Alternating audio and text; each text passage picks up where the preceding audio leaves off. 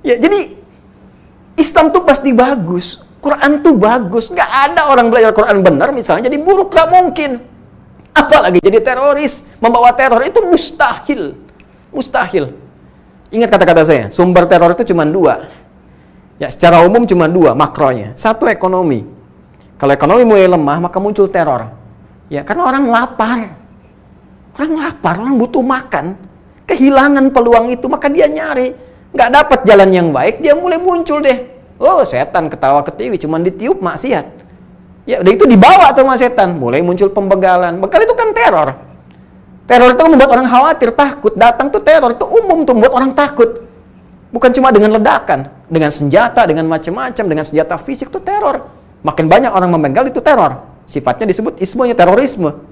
Udah masuk ke situ. Di faktor ekonomi, betapa banyak orang meledakkan diri dan sebagainya. Karena iming-iming tadi. Ya, bayar sekian, ini sekian, berbuatlah sesuatu yang buruk. Nembak orang, bom orang, bunuh orang, dan sebagainya. Baik, yang kedua faktor politik.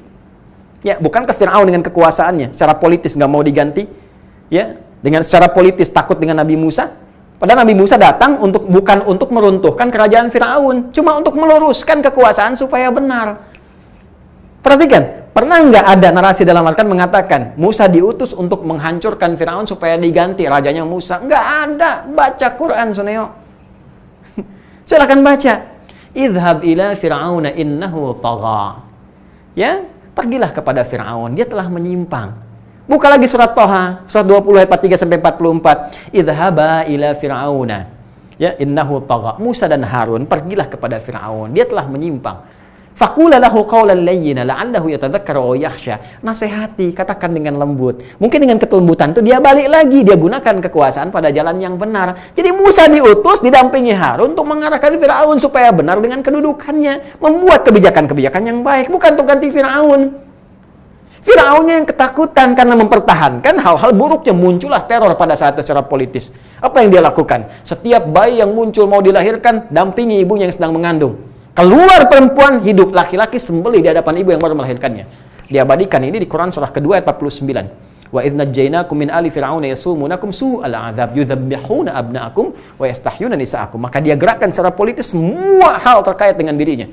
Pasukan-pasukannya, dampingi algojonya, Haman arsitekturnya, ya, cendekiawan kebelingernya, kasih masukan-masukan yang kadang buruk dan sebagainya, ditugaskan secara militer, tugaskan ini bikin apa? Teror. Jadi teror itu diciptakan. Ya, dari faktor apa? Politis. Ini yang terjadi.